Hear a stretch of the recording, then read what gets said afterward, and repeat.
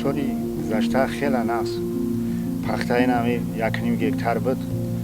Рости гап 20 центнери чиндем.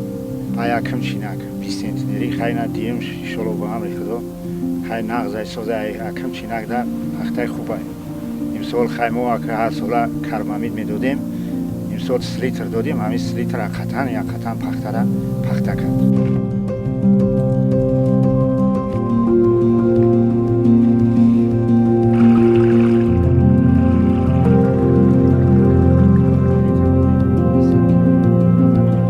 Ягона крем культиватор кардем.